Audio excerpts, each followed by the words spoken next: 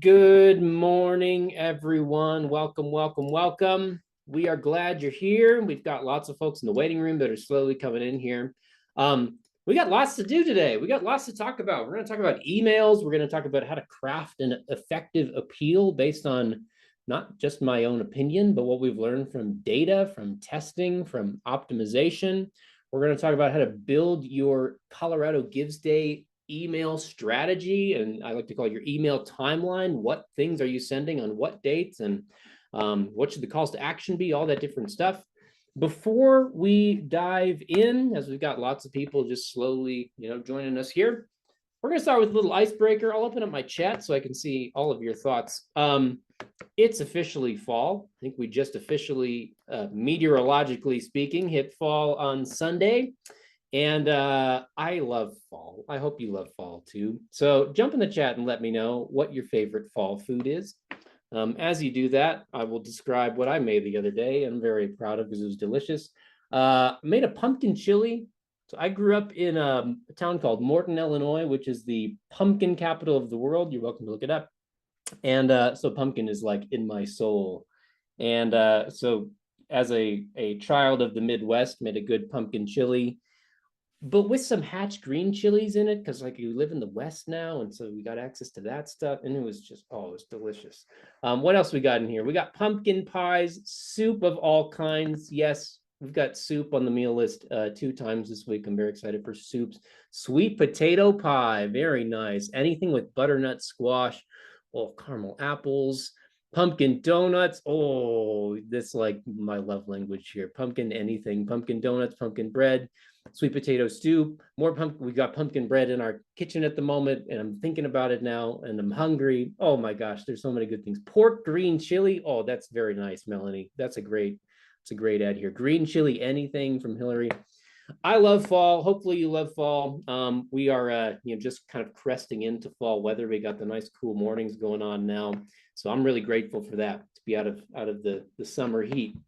All right, you can keep dropping those in there. Always fun to see what you're to get to learn a little bit more about everyone. Jordan, what's your favorite fall thing? I really was debating. You know, I have a little thing that I put in my coffee since we were just talking about coffee, just Yeah. like a caramel spice that I allow myself during the fall season. Yeah, so that's my sweet. But honestly, everything that was listed here also a good idea. I didn't eat breakfast this morning. I just had my cup of decaf coffee. I was just telling Jordan I'm trying to cut out coffee, which has been nice. But now my stomach is rumbling as we're talking about food. All right, we got a little housekeeping before we dive in as well. Really one main thing to let you know, and you probably saw some invites come through, maybe some messages in Slack. We're changing a couple of dates. Next month is going to be the same. October 23rd is when we'll get together. It will be a week before Halloween. So if you are so inclined, you are welcome to wear a costume to our next session. Jordan and I may also be in costume. So that'll be fun. November, we're moving the date back basically a week to the 20th. It was originally scheduled for basically the day before Thanksgiving, that Wednesday. And so moving it to the 20th will give us a little bit more time to go implement some things before you've got Giving Tuesday and Colorado Gives Day and all that sort of stuff. So it'll give you a little more breathing room, a little more time. Plus, I imagine many people are traveling during that week too, so it might make it easier for more people to show up. And then we're also moving the December date. It was, I believe, December 12th. So we're moving that back a week now as well. It will be the day after Giving Tuesday. So we may just start with some deep breathing and calm our nerves and anxiety. We're in the thick of Colorado Gives Day and all that sort of stuff. But again, this will give us a little bit more time and space to make some changes, tweaks, optimizations as we press into kind of that final stretch of Colorado Gives Day, and then also into that longer stretch of the whole year-end season. So mark your calendars. If you haven't seen them, you'll see invites come out for that soon as well. Here's where we're going today. A few things to expect from today. We're going to cover basically everything related to email.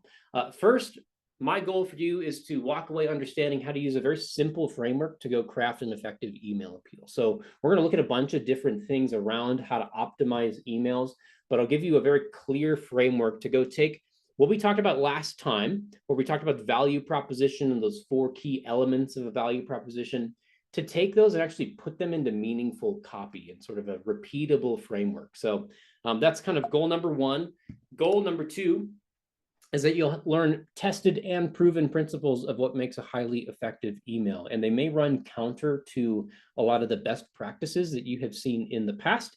If you've been on other trainings from us at Next After, you've probably seen a handful of these, but we're going to review those and almost give you sort of a 9-step checklist of here's the things that I need to consider every time I put an email together.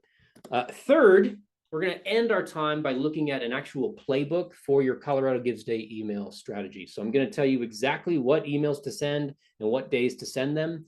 You can go tweak and modify and customize that playbook to whatever your needs are, but I'm going to give you a good starting place of what are all those kind of key messages and what are the key sort of principles we're trying to extract as we go build our strategy. Ultimately, where we're going to end up in terms of the homework or the action item going into next month is I'm going to give you a campaign framework. This is a tool and sort of an outline that we use whenever we go build any kind of high urgency campaign for an organization that we're working with. I've modified it and customized it to Colorado Gives Day for you, but it's going to be a series of questions that you can go kind of fill out in a document that's going to give you all the things that you need to know before you go sit down and write all your emails. So it's going to make your whole process a lot smoother because you've got all the key ingredients up front before you even begin. That's where we're going. I want to spend a little time up front here just doing some review. So get your fingers on the keyboard, jump in the chat, get ready. Question for you. Thinking back to last month, what are the 4 key elements of an effective value proposition? We had many of you doing the homework or using that value proposition rubric and sharing some different learnings from that. Jump in the chat and see if you can remember the 4 key. Oh, Casey's on it. All of them at once. Appeal, Casey's the winner. Appeal, exclusivity, clarity, credibility. Give it up for Casey. On top of it today. Amazing. Good work. Yes, those are the 4 key elements. And again, today we're going to work through a simple framework to basically understand how do you take those 4 key elements, but think about applying them specifically to an email appeal. Because just thinking about those 4 things doesn't tell you exactly how to write your copy. It helps us figure out what are ways we can improve it. What are ways we can optimize it? What are some of the holes we might need to fill? But we're going to work through a more cohesive framework today. So nice work, y'all. You nailed it. Appeal, exclusivity, clarity, and credibility. Number 2, your donors aren't falling into a funnel. They're climbing a what? We talked about this last week. I think we talked about it in our orientation as well. There we go. Everybody's on it. Climbing a mountain. It's a lot of work to make a donation. It's a lot of work to give a gift and to choose to part with your hard-earned money and entrust it with someone else to go impact something that you care about. And so we have to help everyone say yes at every single step along that journey, along that pathway, starting all the way with, if we're sending an email, with getting them to just say yes to opening the email in the first place. So we'll talk about that today. Third question for you, third review question. What is the fundamental value proposition question? This is a little bit more lengthy, might be tricky. I'll give you a moment to think about it. Enter your thoughts in the chat. This is the driving question really behind those 4 key elements that we talked about.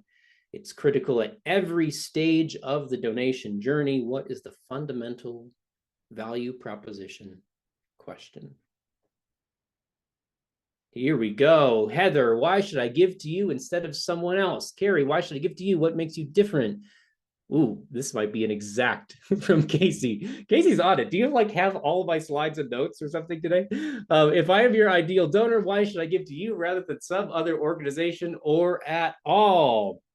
I think you nailed it, maybe even word for word. That's amazing. That's our fundamental value proposition question. Again, we have to answer this question thoroughly, not just on our donation pages, but in our email appeals, in our direct mail. Anytime we're asking for someone to part with their hard-earned cash and give it to us, we have to answer this question thoroughly. All right, good work. Good work, everybody. I'll show you a few results from your homework. We had, I want to say 35, I think was the total number of people that actually jumped in, used that rubric, worked through their Colorado Gives Day page, trying to understand what are ways we can improve each one of those 4 elements. Here's what we found overall, kind of macro level scores across the board. It's most things sitting between the 1.5 and 2-point mark. I think our average is about a 1.8 when you look at credibility. It's kind of bringing up the average. I want to just draw our attention real quick here to clarity. Clarity was our lowest score across the board. Saw lots of 1s in this category, not a lot of 3s in this category. And I just want to pause here for a moment because clarity is like one of the most important things that we can lean into. I'm going to assume everyone has a strong appeal, whether we're articulating it well or not, maybe is the question, but you have a mission that's meaningful to your ideal donors. We can always lean into exclusivity and sort of our language, but clarity is going to lift everything. So if clarity is our lowest score, it's really going to bring everything else down. If someone has a sort of a vague sense of what you're asking them to do, that's going to cause them to not have as strong of an appeal. It's not going to help them understand your kind of unique positioning. And it's also going to keep them from fully trusting you if they're not quite sure what you're asking them to do. So we like to say that clarity trumps persuasion. You don't always have to be the most persuasive copywriter. We often just need to be clear. And so as you're thinking about writing copy for pages, for your emails, I want you to think about clarity first. It's going to be one of the most important things that I think this group can lean into based on what we saw across the homework. All right, let's dive into emails now that we've covered a few kind of housekeeping review things. We're going to talk first about email appeal essentials. And we have this resource, and I can share the link in Slack later so you can go get the PDF of this too. It can be a good guide for you as you put emails together. But it really is looking at 9 specific things to think about every time you sit down to write an email appeal. A lot of these tactics also carry over to something like a newsletter and cultivation. So it's not just exclusive to appeals, but we're going to look at this framework through the lens of an email appeal today. And where I want to start is the very first thing that someone looks at when they're considering should they open your email. And it's this. It's the sender name. There's a study that Litmus did a handful of years ago. Litmus is a tool that they do a lot of review of email to make sure that it's a tool you can use to make sure your emails are like displaying properly across all the different email rendering tools from Gmail to Outlook and Hotmail and all the different things. They have a lot of cool email tools. They did this research trying to understand what do people look at first when considering to open your email? Because it could be the sender name, it could be the preview text, it could be the subject line. What they found was most people look first at who sent the email as the primary driver of if they're going to open it or not. And so what I would recommend, and I'll show you some experiments around this, we're not just making this up, there's real concrete data to show that this is effective. I would recommend for you to send your emails from a real and believable human being, not just the name of your organization, not your name, comma, your organization, but send them from a real person. Ultimately, and you'll hear me say this probably a few times today and maybe even going forward, people give to people. It's a mantra we say all the time. People give to people, not to marketing machines, not to clever emails, not to clever fundraising, but they give to people that they know and trust. And so a lot of good sustainable digital fundraising starts by building a human relationship, even in the inbox. And that starts by sending from a real person. Here's a quick example of an experiment where we put this to the test. One of many that look almost exactly like this. So version A looks like this. It's sent from Compassion International, the name of the organization. Version B is sent from a person, it's sent from Audrey. The subject line says quick question, and the copy is a little bit different. This is a holistic test where they have sent the email in a more personal approach. The value proposition is the same. The call to action is exactly the same, but it's sent from a human being, and all the rest of the copy is now sent with a more personal approach and a personal tone. It authenticates that it's sent from an actual human being instead of just using like typical brand language. And what they found, even just looking at opens, is that sending from a human being led to a 330% increase in opens. And we don't always see a 300+% increase, but we consistently see that when you send from a human, you get better opens, you often get better clicks, and you almost always get better conversions if you're able to measure all the way downstream to donations. So that's my recommendation for you, is send from a person. However, something else to consider is not all senders are equal. And so kind of my rule of thumb is to always send from the right person to talk about that topic. And here's why. Version A of this email is sent from the president of the organization. His name is Albert Reyes. And version B is sent from Joanne Cole. She's a vice president over a specific area of the organization. Both emails are exactly the same outside of the sender and that signature line. All the copy is exactly the same, word for word, pixel for pixel. But what they found was that sending from Joanne led to a 150% increase in donations, because she's the more believable person to talk about the specific story that's being unpacked in the email. It's hard, especially if we're consistently sending from like the CEO or the president or the executive director. It's often hard for someone to believe that that person is really sending them an email in their inbox on a weekly or bi-weekly basis. But if we're varying our senders and we're sending from the right person to talk about that topic, talk about that content, it might come across as more believable, more authentic, which leads to greater trust, which leads to greater giving. So that's my recommendation for you on the sender name is, number one, send it from a person. And number two, consider who is the right person to share this message, because it shouldn't always be from the same person. It shouldn't always be from like the executive director. Oftentimes it might actually be from you. If you're the one crafting the emails and sending them out, it may come from your actual name. I'll take a quick look in the chat because I see lots of thoughts and questions coming in. Carrie says, what if we use a board member name, but the email is mine at the organization? I'd probably, if you can, I'd go set up like a dedicated email for that person, not going to their own inbox, but like an email alias where you can go manage that inbox on your end, or maybe someone on a customer service team or a marketing team can manage that.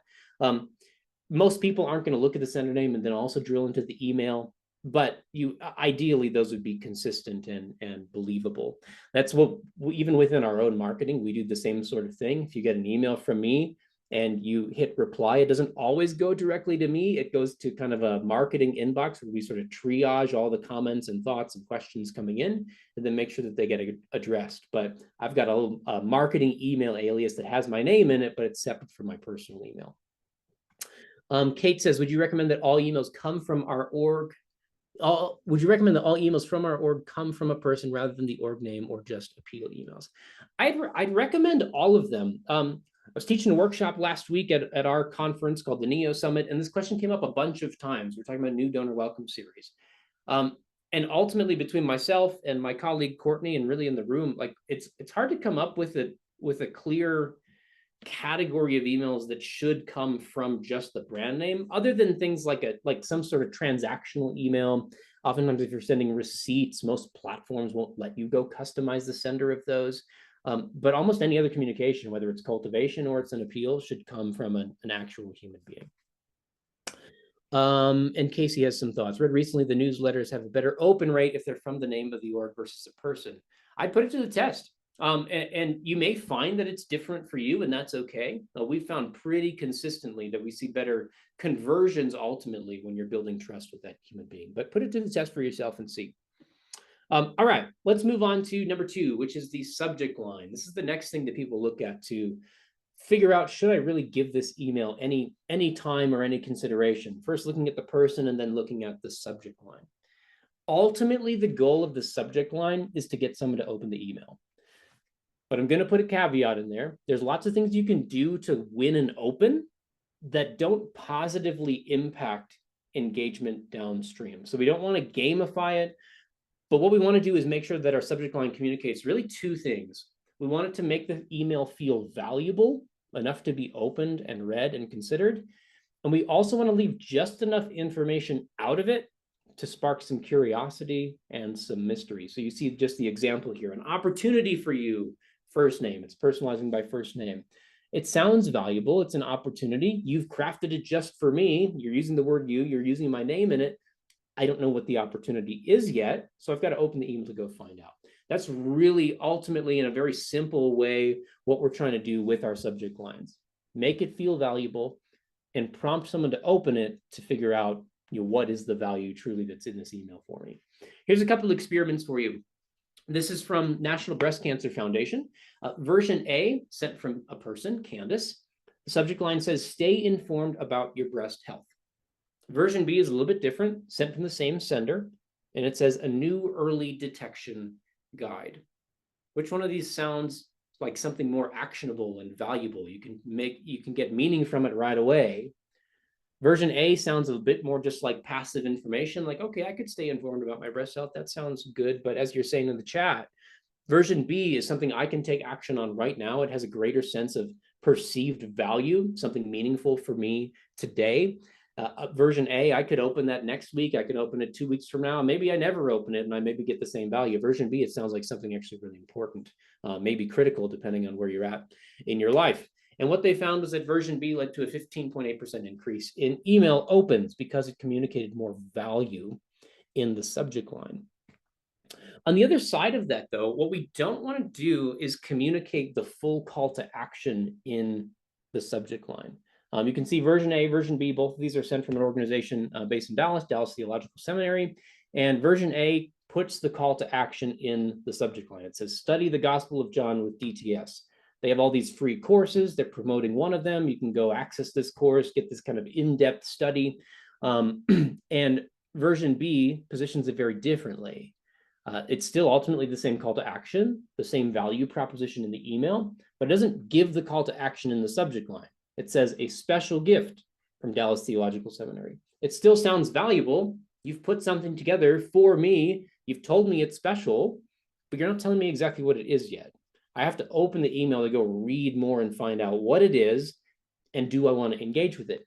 They found that version B led to a 37% increase in email opens. And often what we find is if you craft a subject line more like version A that puts the call to action in the subject line, you're basically asking people to decide right then and there before they've opened the email, do you want this or not?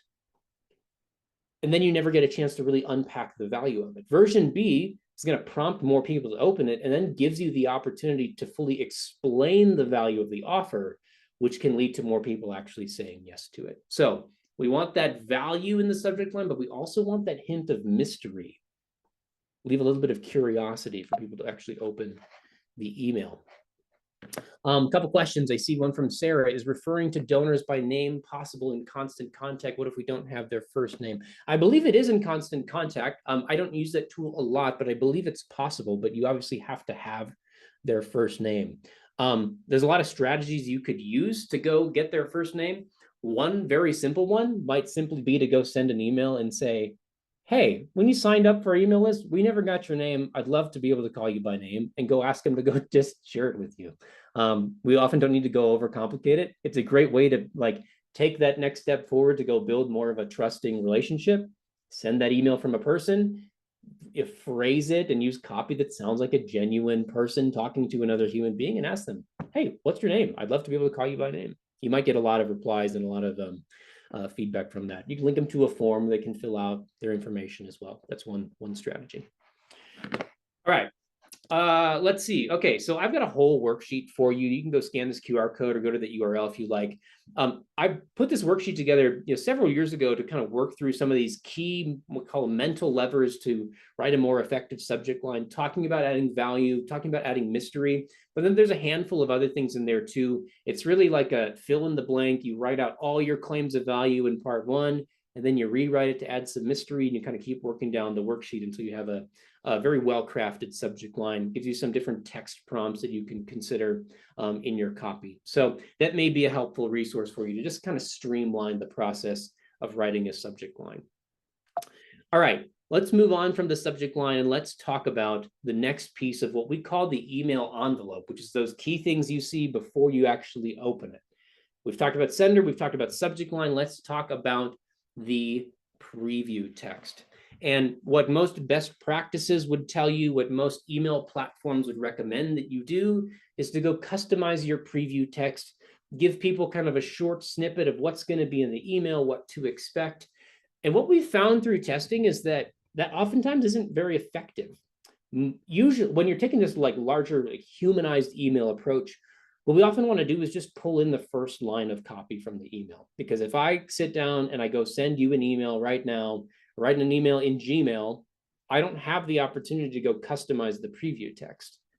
It's just going to pull in the first line of copy. So if I'm trying to have a real human conversation, I want to mimic that experience as much as possible, even when I'm sending emails at scale. So don't customize the preview text. Let it pull in that first line of copy. A caveat there, though, is you may need to customize it to put in the first line of copy. Sometimes it might pull in like a view in browser link, or maybe it pulls in some like junk HTML stuff. So you may need to intentionally put the copy in there, but just put that first line of copy. Hi, first name, start with a warm greeting. You just like go copy that first line and go paste it in there. Here's a good experiment that I ran within our own marketing, actually putting this to the test. We were promoting a newsletter that had a bunch of different things in it, lots of different resources we wanted to share. And so version A says, Jane, I have a special spicy and movie, ... It's just pulling in the first line of copy from the email.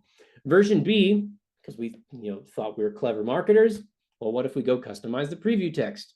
And now it says, instant donation pages, email subject lines, what I learned from signing up for 152. We tried to give like this sort of encapsulated summary of here's all the things in the email versus just pulling in the copy that says, Happy Friday, Jane. I hope you had a good week. I want to share a few of our latest posts. What we found was that our attempt at being clever marketers was ineffective. It led to a 9% drop in opens. So that's my recommendation for you on the preview text, is just let it pull in that first line of copy to authenticate even more. This is an email from a person that you can trust, and we want to have an authentic and genuine conversation, even in the inbox. All right, let's move on from the email envelope. Let's talk a little bit about email design. And fair warning, you may not like what you're about to see. If you've been on other Next Chapter trainings, you might know where this is going.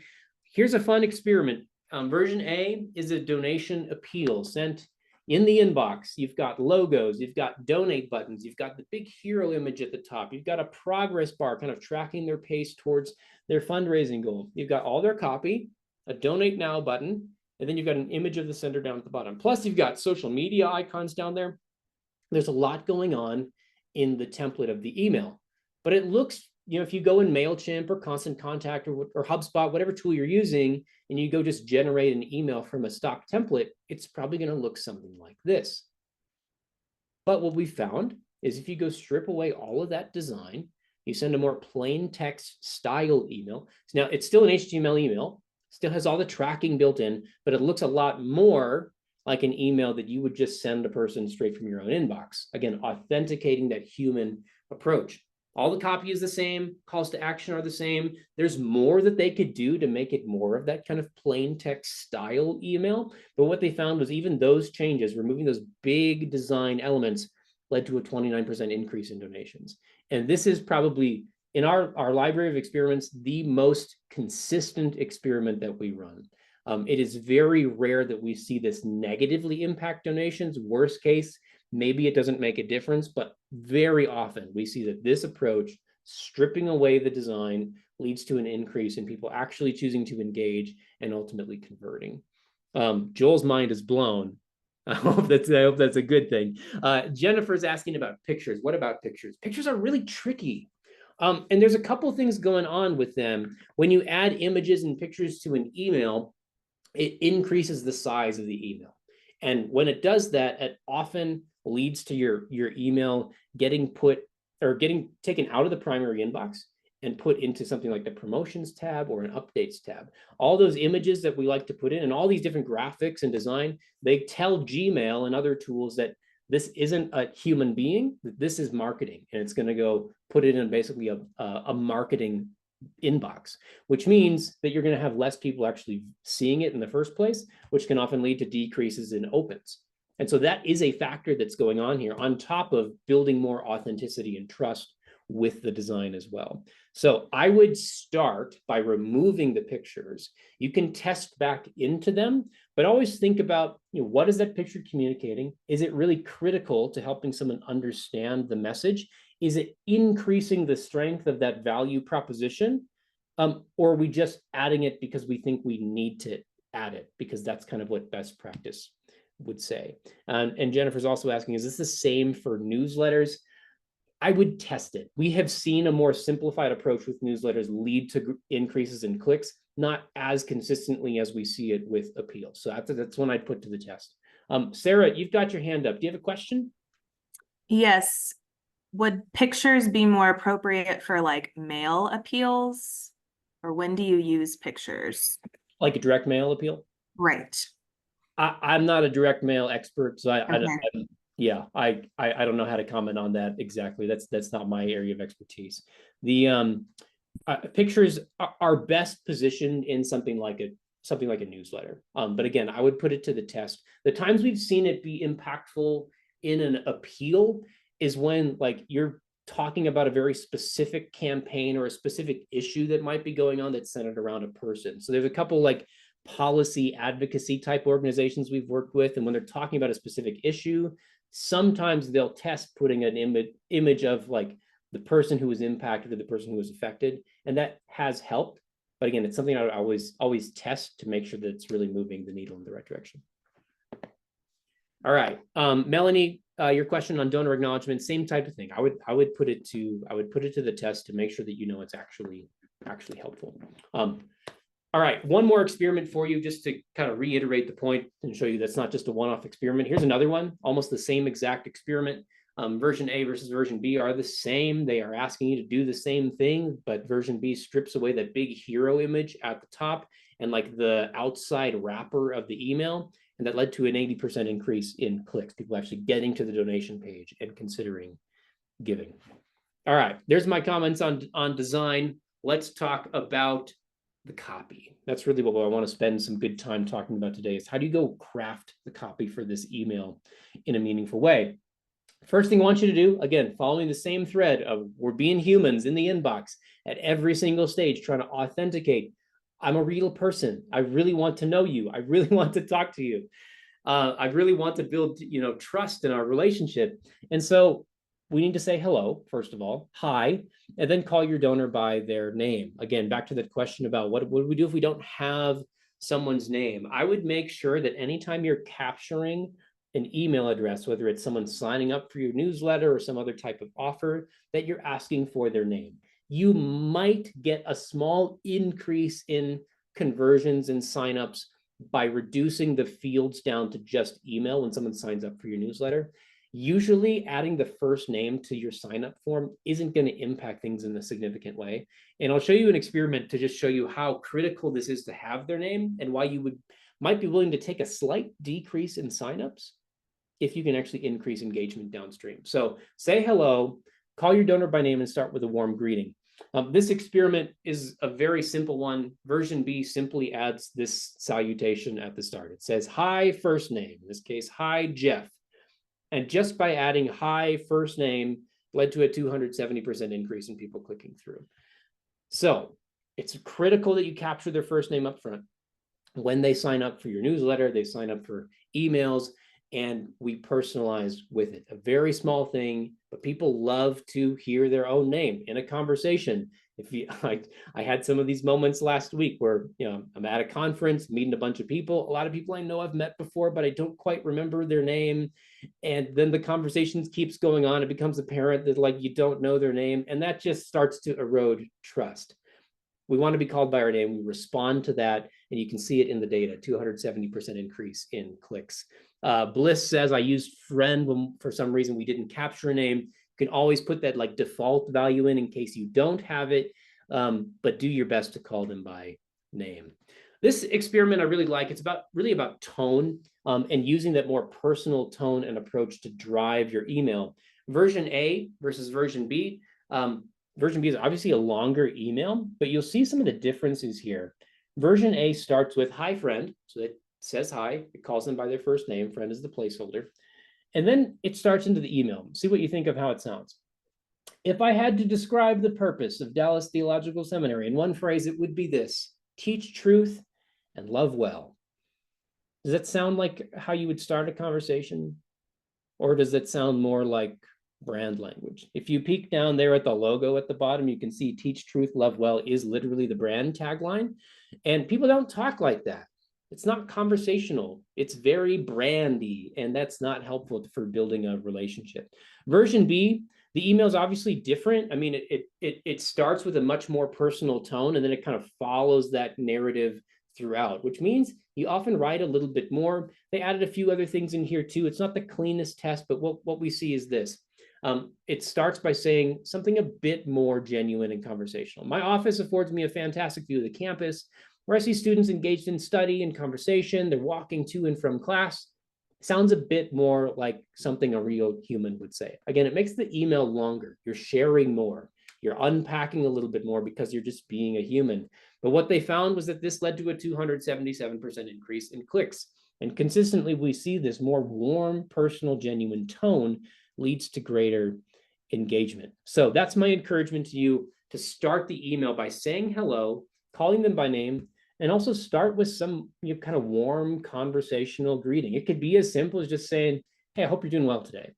It doesn't have to be something super lengthy, but start into a conversation rather than launching straight into your pitch or into your appeal. All right, now we're going to get down to the meat of this email and of our appeals. And we talked again last month about value proposition, those 4 key elements: appeal, exclusivity, clarity, and credibility. What we didn't get into is how do you go take those elements and go put them into like a cohesive, logical narrative that leads someone to ultimately say yes to giving. I want you to have those elements in your head as we go through today. But I'm going to give you a framework for how to go build out your copy for an appeal. I will say there's a lot of ways that you can go structure an email appeal, a donation appeal, whether it's on a page, in the inbox, in the mailbox. This is a very repeatable template that I think is very easy to work with. So the first thing that we want to do is explain the problem. We often say that if there's no problem to solve, there is no reason to give. So the first thing we have to do is establish that there's an issue, there's a problem, something that your donor cares about, that you care about. You've shared values, shared interest, shared vision for impacting your community or impacting the world at large. We have to explain the problem. This could be something as simple in a couple sentences, maybe 2 or 3, where you're talking about maybe you're talking about affordable housing, and you're talking about how big the scope of the problem is in your community, unpacking what the problem is, maybe using some numbers and some data to share the scope of the problem, not just saying this is an issue, but here's how big the issue is. We have to unpack what that problem is. It also could be something really grand and really big beyond just our communities. If you're working in like areas of climate change and environmental impact, you can talk about things on a bigger scale as well. But we have to first start with what's the problem that we collectively, you and me as the donor and the fundraiser, that we're trying to solve. You might need to write a couple short paragraphs. It might not just be a sentence. You might need a couple short paragraphs to really start to unpack it. From the problem, we then move into proposing a solution. And again, the solution might be very simple. It might be 1 or 2 sentences where you can outline, if we can just do one thing, if we can go provide this service, we can solve the problem. It also might be really big and complicated, even back to that analogy of, or the example of, affordable housing. It's a really complicated problem. There's a lot of moving pieces. There's a lot of people trying to solve it. The solutions are not straightforward. If there were really clear, straightforward solutions, they would be done and we'd have the problem solved. But the solutions can be really complicated. But we have to propose that kind of vision for a solution. Again, that might take a couple sentences. It might take a couple short paragraphs to go help someone kind of catch the vision for, okay, I understand the problem and the need. How can we do anything about it? What's actually going to impact this in a meaningful way?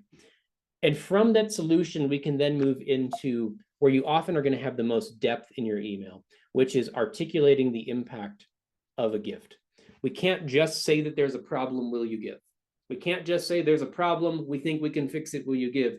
We have to say there's a problem, we think we can fix it, and here's how your gift can actually make an impact. Because most likely, one person's donation is not solving the problem. One person's donation is not implementing the whole solution. And so ultimately, I have to understand, if I give you $50, or if I give you $100, or if I give you $1,000 or $10,000, how is that gift going to actually be put to use? Now, the danger here is assuming that means you have to directly attribute like a $50 donation to this exact thing. We don't want to put ourselves in a position where, every giving level always has to have some sort of direct attribution, and the funds get locked up to just being able to be used for this one specific thing. We want to have unrestricted funds. Everyone would want that. But what we can do is give examples of these types of things is where donations go, and that's how they're implementing the solution to go impact the problem. This is where you're going to really lean into both the exclusivity piece, what's your unique approach to solving the problem, as well as that clarity piece, giving people an abundance of clarity of what's going to happen when I give. Who is my gift actually going to help? Is there a specific area? Is there a specific region? Is there a specific people group? Who's my gift actually going to meaningfully make an impact on? Or what's it going to make an impact on? What kinds of services is my gift going to actually provide? Is it going to this thing over here? Is it going to that thing over there? What services is it going to implement? How quickly can it be put to use? If I give a gift on Colorado Gives Day, is it being put to use right away? Is it going in a fund that's going to get unlocked next year for something else? How quickly might it be put to use? I would spend a few paragraphs in this space of your appeal unpacking the impact that a donation is going to make. Feel free in this space also to throw in a quick little quote or testimonial. That's a way you can start to boost credibility. It doesn't have to be a super long story, but maybe a quick quote. Hey, I heard from someone who was really impacted by this program, and here's what they had to say. Insert a quick little quote. So lots of things you can do in this space, but we're following that same sort of outline, defining the problem, proposing the solution, unpacking the impact of a gift. And then we'll talk about these next two for a little bit as well, but are there any incentives to give, extra reasons I should give now rather than later, give more rather than less? And then ultimately we have to clarify the call to action. We'll talk about those in just a moment. Sarah, your hand's up. What's going on? If our boss is asking for a specific word count, how would you go about that? That's a great question. What's the word count they're looking for? Less. They're looking for less. I will share a handful of examples with you. I think the thing that speaks to that the best is data. Okay. And what we see almost every time, whether it's in an appeal or it's on a donation page, is that most people don't have enough copy to go unpack why someone should give. Short is the idea of just even testing like short versus long is usually just a bad test because it's not a great hypothesis in the first place. It doesn't really help you learn anything about the donor. We often like to talk about how much copy do you need to go fully articulate the value proposition.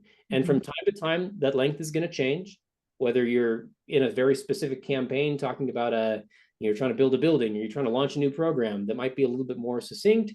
If you're talking more broad strokes, it might be a little bit longer. If you're talking to new donors, you often need more copy to help them understand what they're giving to. If you're talking to repeat donors that have given to you 10 times, you often don't need as much. So just having like a one size fits all word count is never going to be the most effective approach. You'll have all these slides, so you'll have that data to kind of back you up here. And then I can share some additional examples too, if you'd like. Thank you. Yeah. So again, we talked about the core value proposition. We won't spend too much time here, but just another reminder. Ultimately, what we're trying to do with this framework is thoroughly answer this question. Why should I give to you rather than to some other organization or at all? So as you articulate the problem, solution, impact, we're thinking about the whole way through, what's the strength of the appeal? Would my ideal donor want to make this type of an impact that I'm articulating as I talk about the problem and the solution? Exclusivity, what's the unique approach our organization takes as I'm unpacking those unique ways that a donation makes an impact? Is it different than others? Or am I using vague language that just sounds like everybody else? Or I need to be specific and I need to be clear to help someone understand the kind of unique differentiation around our cause. Clarity, am I using insider terms? Am I using jargon? Or am I using things that my donor is going to understand? And then credibility, again, are there things you can weave in like a little quote or a testimonial to help boost credibility, throwing in a quick data point or two here or there to go substantiate a claim. Keep these things in mind as you write your copy, and then use this again as a framework to go evaluate your copy after you've written it to see what are the things where I might need to fill in a little bit more detail, close a gap here or there. What are the ways that I might be able to optimize it? Okay, so we've talked about explaining the problem. We've talked about proposing the solution. We've talked about articulating impact. What we're going to chat about next is adding an incentive. And I see some comments coming through. I'm just going to take a quick pause and look at those, see if there's any questions we should pause and answer. Bliss says, I struggle where to place dollar value. Does it matter where we start? $50, $600? It's not a one size fits all thing there. If you know that someone has the capacity to give at a higher level, they've given to you before, maybe you've done some like wealth screening type of stuff, or their average gift size so far is $500 or more.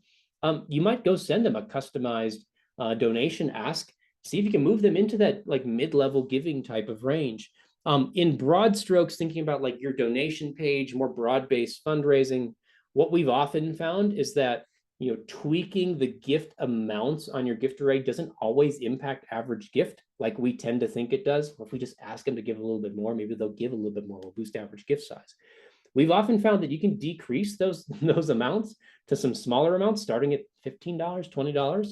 It doesn't always impact average gift in a significant way really at all, but it does often increase conversion. So that's something you can play around with, something that you can test, but make sure you don't fall into the trap of just thinking playing with the dollar amounts is going to magically increase average gift, because it often doesn't, at least in emails and online donation pages. Carrie says, we've got 6 programs. Should I write appeals for each, but say it can help other programs too? I would likely, unless you know that someone cares really specifically about one of those programs, I would likely, and we'll talk about this email in a moment, like when you launch your campaign, I would give those as kind of bullet pointed examples of ways that a gift can make an impact. Your gift goes to fund programs like this one, this one, this one, and the other one. And so they're examples of the scope of the impact that you're able to make without sort of like pigeonholing you into giving to one specific thing. You may then send some other emails later in your campaign where you share some testimonials of someone from this one program that was really impacted. So there's ways you can sort of add some color to those programs over the course of your campaign. With your primary appeal, I would use those more as bullet points supporting your larger value proposition. All right, let's chat about incentives. Incentives give donors a reason to give now instead of later. These are things like deadlines. They're things like matches. They're things like a thank you gift. You give at this level, we'll send you this book, this resource, this thank you gift. An incentive should never be the reason to give. An incentive is only a reason for someone to give now rather than later. It also might be a reason that someone gives more rather than less. It's really, really tempting during the year-end season to take incentives and put them up front as the reason to give. Give today because we have a goal. Give today because the end of the year is coming up. Give today because you can get a tax deduction. Give today because there's a matching opportunity. Those are all incentives. They're not actually the core reason why someone should give. And almost every single person here could use all of those incentives as the reason to give, and then you'd have no exclusivity and no differentiation during the most busy time of year in the inbox when we talk about year-end at large. Put incentives in their proper place. We have to unpack the core reason why someone should give in that value proposition, but incentives might help someone choose to give now rather than later, or give more rather than less. Here's a couple quick examples. I love this experiment. It's a little bit technical in the implementation, but I want you to go with the broader principle that's here. Version A, they have a $100,000 matching challenge. They're 88% of the way towards the goal. They're counting towards the goal with a percentage thermometer. So it's just looking at how much money has been given and how close are we to that ultimate $100,000 goal. Version B, what this organization did is they decided, well, what if we split that goal up? And so over the course of our campaign, we're going to run what they called the power hour. And so they took the goal, they divided it down basically by their average gift size to figure out how many donors are we going to need to hit the goal. And then how many donors per hour are we going to need to be on pace to go hit the goal? And so they took what was like a very large, hard to wrap your brain around goal. If I'm going to give $100, I'm not moving the needle on that percentage tracker. And they put it in something a bit more tangible. Whether I'm going to give $100 or $1,000 or $10 or whatever, I can move the needle tracking the number of donors. You only need 2 more this hour. I can be one of those 2, regardless of my giving level. So it makes it feel a little bit more tangible and invites more people in to actually say yes to move the needle on the goal. They found that this approach led to a 25% increase in donations. And we have seen this very consistently, not just with using this like really technical implementation, but just doing very simple things, even in an email, like saying, would you be one of the 200 donors that we need by the end of Colorado Gives Day? You can be that clear, that specific, help them see the impact that they can make regardless of their giving level. We've consistently over the past 2 years been seeing that lead to lifts in conversion. Here's another just example of the power of a match, which I'm sure you know the power of a match, but to give you some data, this organization added this $25,000 matching opportunity. They saw that it lifted donations by 24%. By the way, Jordan tells me that there are matching funds available as kind of a giveaway for participation in this program. So make sure you're doing your homework. I think those get announced next month. Here's another good one. They give away a thank you gift with a donation. So if you give, I don't think there's even a threshold on this one. I think it's just purely if you go make a donation, we'll go send you this book. This led to a 92% increase in donations. Notice that in all these cases, the reason to give is not the book, it's not the match, it's not the countdown. Those are the incentive. They still have to unpack a thorough, cohesive value proposition. All right, last thing on the email template before we look a little bit at the email timeline. Call to action. We have to ask people to take the next step. We want to avoid two things. We want to avoid asking people to do something really vague, like stand with us, like give hope, like join us, support today. All those things are fairly vague and they don't tell you what the next step is. We want to avoid being vague in our call to action. We want to clearly ask them to give, take the right next step. We also don't want to ask them to do something that's too big. So it's tempting sometimes to say things like end world hunger with your gift today, or solve the climate crisis, or provide affordable housing with your gift today. All those things are really big. They're kind of macro level, and everyone knows that if I give a $100 gift, I'm not solving that problem. We want to ask people to take the right next step, which is simply to give. In this case, this template says, would you consider supporting this important cause with a donation today? You can make your donation right here, and gives the link. Clear, to the point, asks you to take the right next step. This experiment, version A, please make your year-end gift to our organization today. Version B says, please stand with our organization today. Which one do you think is going to lead to more people clicking through? Drop it in the chat. What do you think?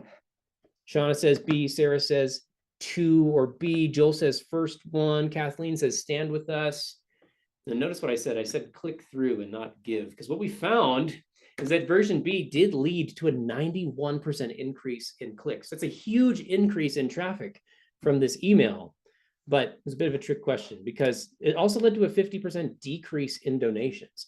Despite getting more people to click through, it led to fewer people in total actually being motivated to say yes to giving. It didn't set the proper expectation for what comes next. And so it led to this decrease in donations.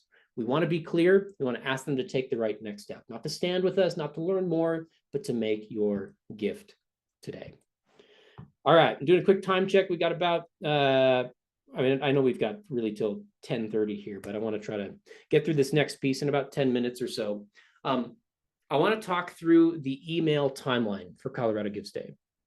And you should have this resource. If you don't, I think we'll share it out. It's in your toolkit. I think it's on the resources page. Jordan's put together this great kind of walkthrough for you, and there's an October page as well, but walking through like all the key events that are happening as we gear up and lead towards Colorado Gives Day. There's email sends built in here. There's coffee chats. There's trivia. There's things I don't even understand that are in here that you know more about than I do, I'm sure. But there's a lot of great key dates and things that are in here to help you kind of plan your schedule as we are inching closer and closer towards Colorado Gives Day.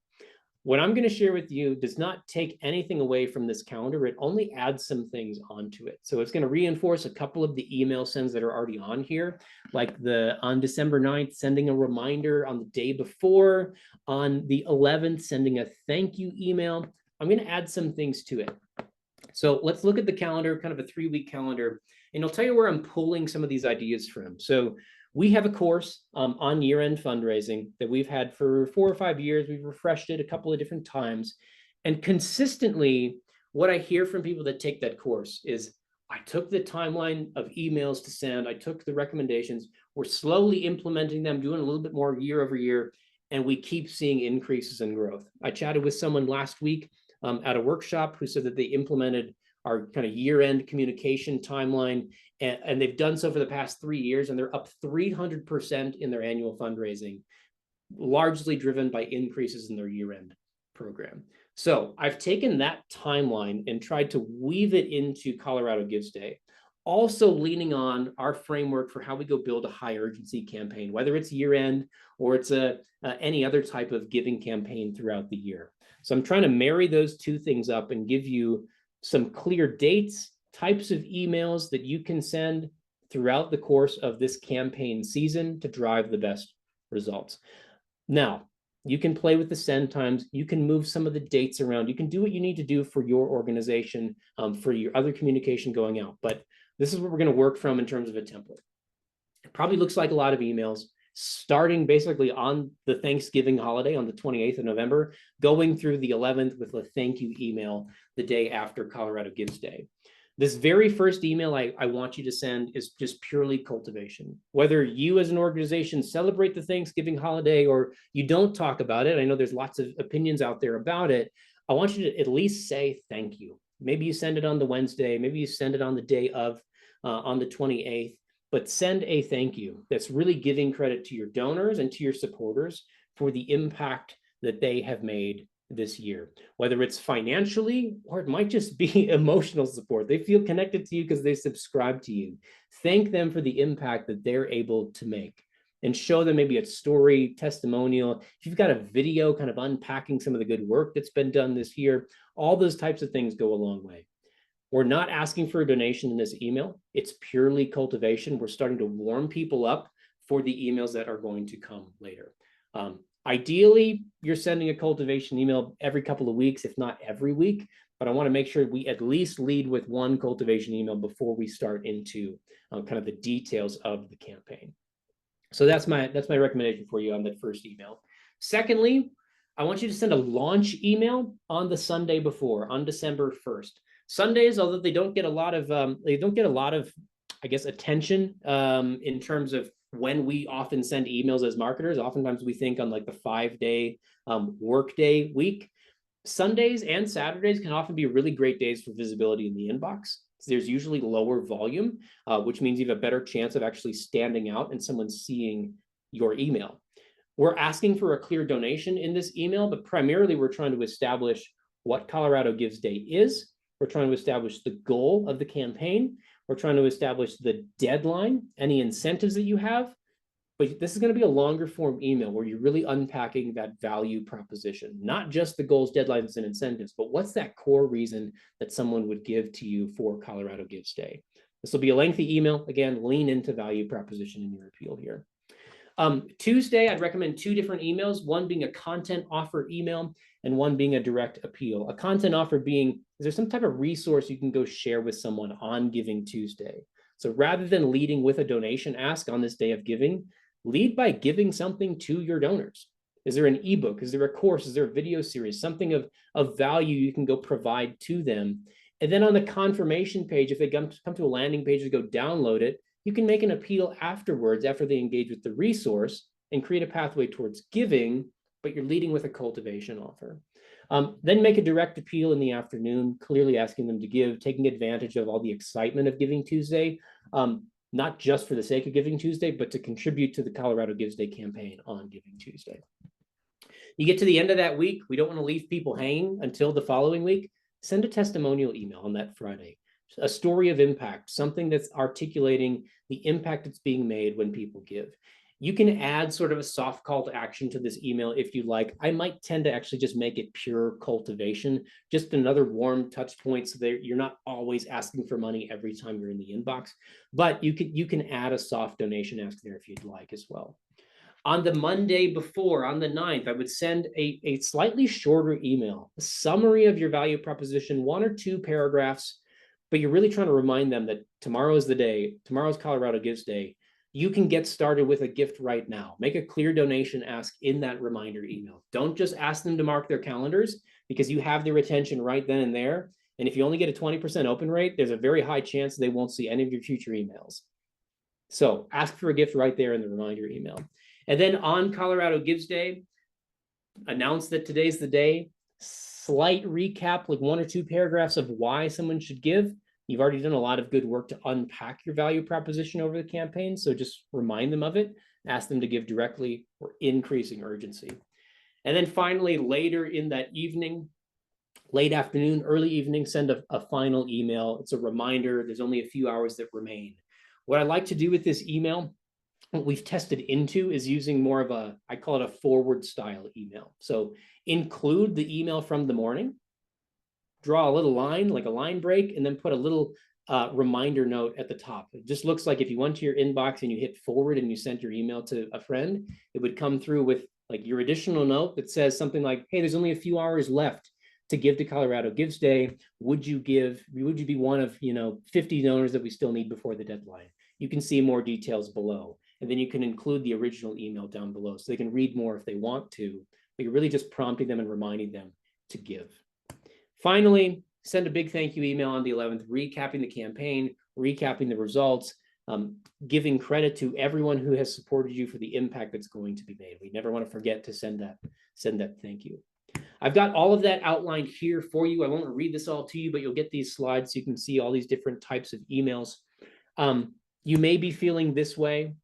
Maybe you've never sent anywhere close to this amount of emails in that type of time frame, and that's okay. If you're in that boat where you've never sent this level of kind of complexity in a campaign, you can simplify it, you can trim it back, but this is like what I would say is the bare minimum to start to see really good results this year. Send that cultivation, send the launch email on the Sunday before, send an appeal directly on Giving Tuesday, send your day of email, and then send your thank you. I'd encourage you to do more than that, but this would be sort of the bare minimum as you go build out your email campaign. All right. I've got a few things just to look at some coloradogives.org tools. We can chat about the homework. Are there any questions that anyone has before we look at some of the tools and look at the homework? I see Carrie says she loves the calendar. I'm glad. We've got board members and staff call people that donated last year to remind them personally. That's fantastic. Thank them throughout the day as people give. We leave a message if people don't answer. There's a great tool called Sly Broadcast that lets you send direct to voicemail messages without actually having to dial your phone for every one of them. That might be a way to go reach more people in mass. Obviously, making those direct calls to those really meaningful donors, that's a fantastic thing. But if you want to do it more in bulk, Sly Broadcast is a great tool. I see a question about unsubscribes, which is just, I'm so glad you asked. I had it in my head as we were going and putting these together. I'm glad you asked it. Unsubscribes is always a tricky thing to deal with. If you go just blast people with a bunch of emails, especially a bunch of appeals, you are going to get unsubscribes. That's just the reality of it. We often see that basically the success of your campaign is going to be driven by how many of these emails do you send. It can be always tempting, especially for people who have built out this level of campaign before. Like, we should just add one more email because I know if I add one more, I'm going to get this many more gifts, but you're also going to see unsubscribes. The best way to mitigate against that is to set up sort of an, rather than an opt-out link, have an opt-down link that is in the footer of the email or below your copy, where you can just give people permission to say, thanks for letting me know about Colorado Gives Day. I'm not ready to give it this time. And they can hit the link to just opt out of the campaign. They don't have to opt out of everything, but give them that permission to choose, yeah, I'm just not ready to participate, and that's okay. That's the best way to go mitigate against unsubscribes. We've seen dramatic differences in like the unsubscribe fall off just by adding that one little line for someone to say, not today, not right now. And then that keeps them on the list to continue to cultivate. And then you can go put them back in your year-end campaign after Colorado Gives Day is over. All right, if you got more questions, feel free to keep dropping them in the chat. Couple thoughts on Colorado Gives tools. I want to talk about audience segments for just a moment. And I know not everyone has access to all of these different tools. We'll look at a couple of advanced tools in a moment, but everyone does have this. You have access to this report builder where you can go look at people who have given to you in the past week, past 30 days. Some common audience segments that you're going to want to consider is How are you going to version your communication to a new donor, someone that comes in during this campaign? Are you going to send them a new donor welcome email? That would be a great thing to make sure that you do if you can. You're probably going to want to pull them out of the campaign if you have a new donor who's just given. So you don't keep sending appeal after appeal. New recurring donors. If you have someone that comes in as a giving on a monthly basis, is there a dedicated communication series you want to put those people into? Is there a separate thank you that you want to send to them? And then anybody who gives to the campaign, you want to be able to pull that report to be able to go suppress them from future appeals. Still send them all the cultivation so they stay engaged. Still send them that thank you email, especially at the end of the campaign, but maybe suppress them from future appeals within the Colorado Gives Day campaign. You can add them back in after that for your larger year-end push, but you can suppress them from future appeals during the Colorado Gives Day campaign. So this tool may become your best friend as you're trying to go pull lists if you don't have it already like directly connected to your CRM or email tool. Some integrations for more advanced users. So some of you may have these, some of you may need to add them on if it's going to be of interest to you. MailChimp and HubSpot are like two primary integrations that exist natively inside of the tool to go push these different audience segments into your email communication. So you can automatically say, hey, anybody that comes in and gives to this campaign, go put them on the suppression list so they don't get future appeals. Or go trigger that new donor welcome email that we've set up. So anytime a new donor comes in, they're going to get that dedicated welcome and thank you. If you're not using one of these tools, you're using a constant contact, you're using something else, there is a Zapier integration that's available as well. If you haven't used Zapier before, it's like the biggest lifesaver of the tool. You push data into it and it pushes it out to all the different tools that you need. So you can use this to go take that, understand who's a new donor from Colorado Gives and go push it into a constant contact.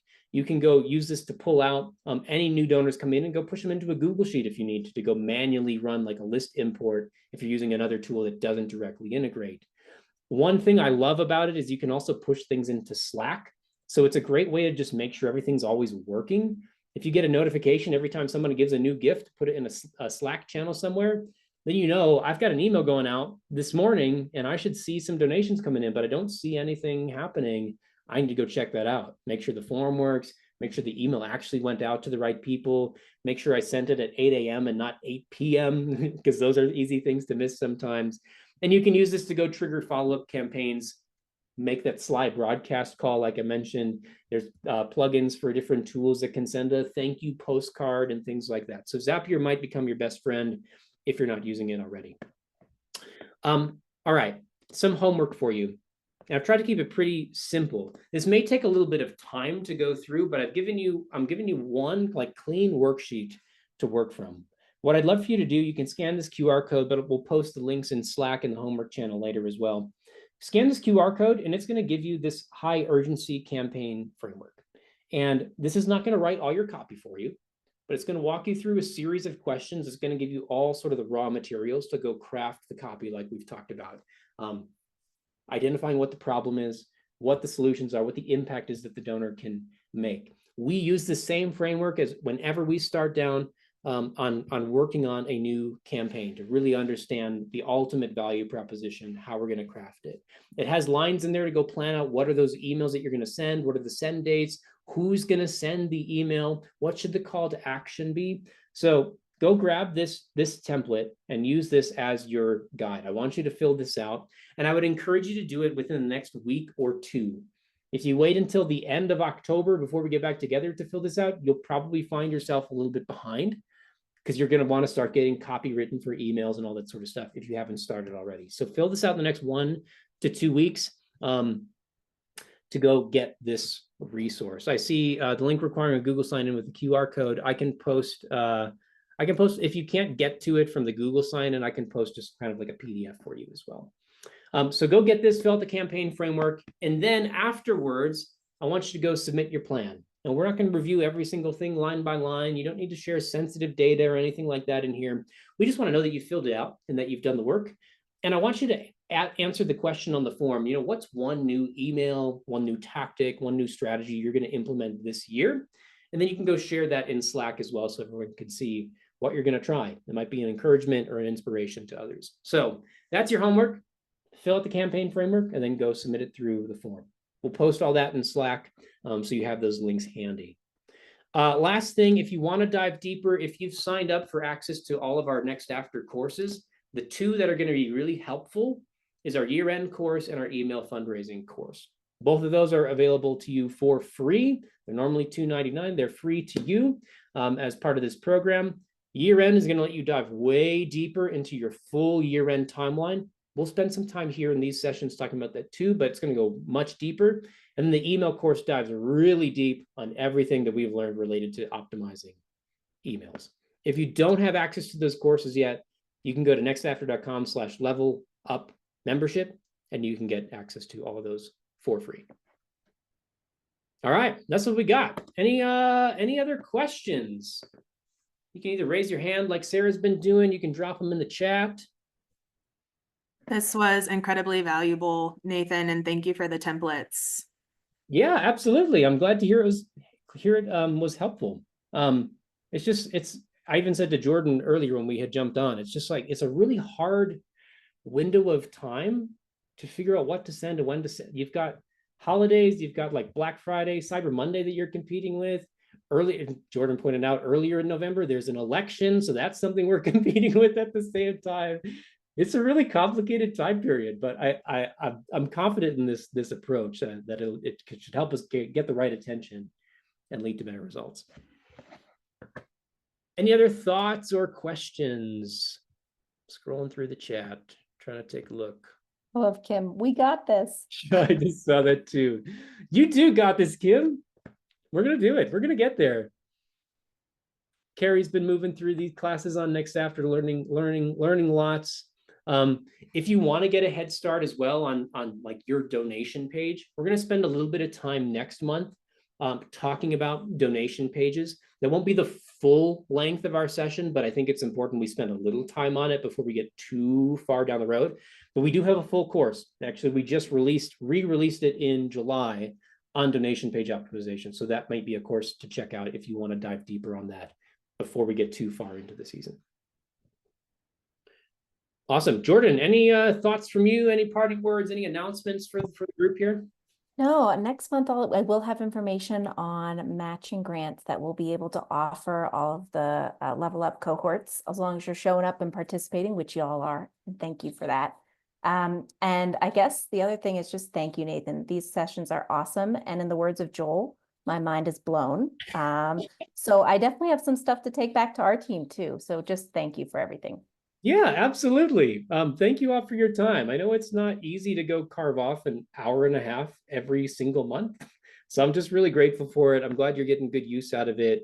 I was encouraged to see everyone using that value proposition tool and finding new insights. Keep using that as you're crafting your copy. You may hand it to a colleague after you write your first appeal and say, hey, use this and go look at this email and tell me what I'm missing. That might be a great way to get some new ideas into your copy as well. So I did see one other comment in here from Heather. I feel like people are always saturated in emails on Colorado Gives Day. You're right. You're definitely right. Again, you've got Black Friday, you've got Cyber Monday, you've got Giving Tuesday, and you've got Colorado Gives Day. Plus, it's just the holiday season, and we're getting into the full swing of year end. It's busy. A primary strategy to stand out in the inbox is to send more emails, because it's going to give you a better chance of actually someone actually seeing what you're sending. You're not just competing with other organizations, you're competing with every single other retailer that's trying to grab someone's attention during that holiday season. So send more emails, send on a weekend when it's a little bit less chaotic in the inbox, so people have more time to think and to process often. That's a good way to get visibility. Send from a human being. People are more likely to open an email from a person that they trust than from an organization or a company that they know is just trying to market to them or sell to them. So those are some primary strategies to get visibility in a very chaotic season. All right. Thanks, everybody. Great to see you all. If you got questions, drop them in Slack. I try to check that every couple of days and get you some answers as best as I can. Would love to connect with you there. If I don't see you in there, I'll see you in our next session next month. Thanks, y'all. See you.